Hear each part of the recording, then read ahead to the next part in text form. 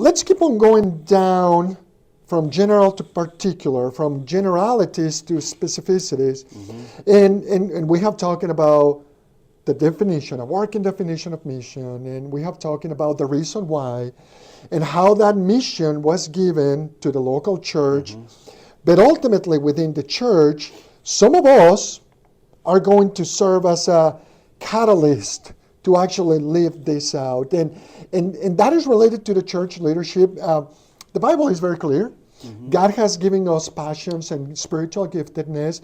There are multiple members in the body, and all of them serve an important piece, in an important role in God's mission. Now, you are watching this video. We are having this conversation because there's a natural inclination on being that catalyst for mission. Let's talk a little bit about leaders as catalysts for God's mission. Why is that important? Why is that topic important? Well, as we think about a desire to create a culture, a DNA within the church, we know that every church, in many ways, it's going to rise and fall based upon the leaders of that church. Sure. And regardless of what that structure looks like in your particular church, when we think about the pastor or pastors in that church, they're critical to help cast that vision. Whether it's to inspire, equip, on and on, as we've talked, pray, all of those elements are going to come as he's sounding that trumpet, as he's beating that drum. And so it's critical to have the right leadership in place to help the church understand that every church is given the same mission, regardless of where your church is located, regardless of what your budget looks like, regardless of even what your culture looks like in your particular church. Every church has the same mission from God, and that's to make disciples of all nations. It's gonna play itself out, particularly different from church to church, but every one of us have the same mission, and that's going to ultimately come as those leaders of the church sound that call, if you will. And we are definitely, we are going to replicate what we celebrate. And we want to create that culture by casting that vision, and also by often revisiting and going back to a realignment. Often, and we, again, in our roles, we see that happening often. A church that has been highly missional for many years, and suddenly there's a slight change in vision, in directions, no passing judgment. There was an important need. There was a capital campaign to build an addition. There was some leadership transition.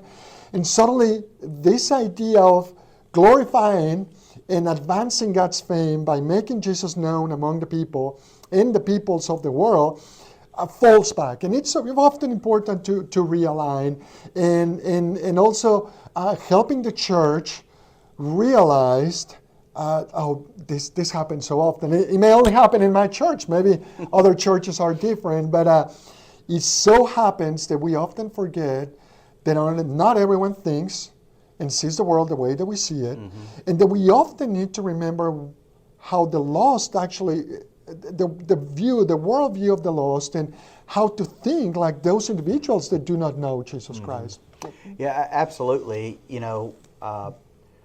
Casting that vision is critical for a number of reasons, not least of which we can easily get derailed or knocked off track, or as maybe a pastor leaves, something happens, leadership changes, other things in the church happen, and if at the core of that church is not an understanding of, hey, we're on this mission to make disciples among all peoples and places, if that's not really at the core, then it'll be easily to derail and get sidelined on what color we need to paint the walls, or we need a new heating and air unit. All of those things are important, but they can detract us. Right.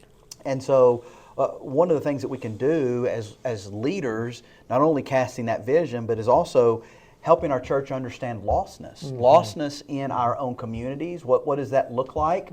Whereas in your community, you may have a church on every corner, but that doesn't mean that your community's reached with the gospel. You still probably have a very large number of lost people in your own community. And then as you fan out from there and broaden that perspective into the state, the nation, and the world, just helping folks understand the desperate need. I know our International Mission Board is now famous for saying that the world's greatest need is lostness.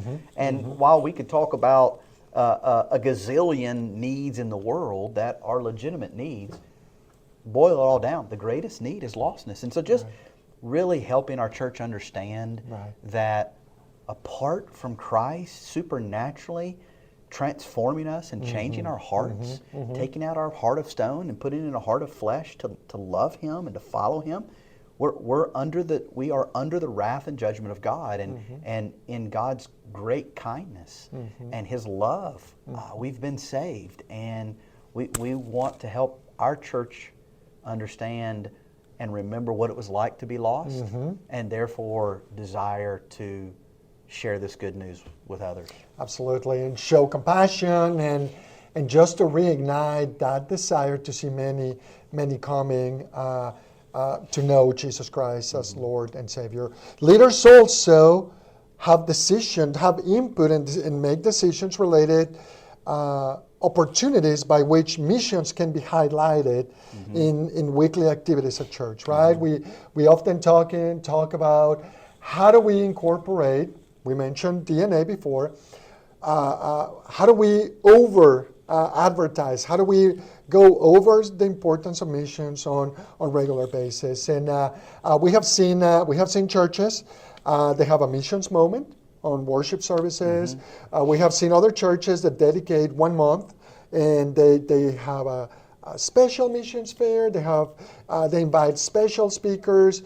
I'm sure you have seen other activities by which leaders become catalysts of God's mission by highlighting the importance of missions on weekly activities of the church. What would be some other recommendations on your experience for churches that are wanting to make missions regular part of worship? What are some of the things you have seen churches doing? I think those are all great examples you give. I think some other examples would be maybe they have a mission conference where they've brought a speaker in. Maybe they have different ways to do outreach on that particular weekend. In many of our cities, even in Kentucky, there's a great number of internationals that have come in, and so it's a great opportunity to say, hey, the Lord has placed, I know for the church we belong to, there's a number of South Asians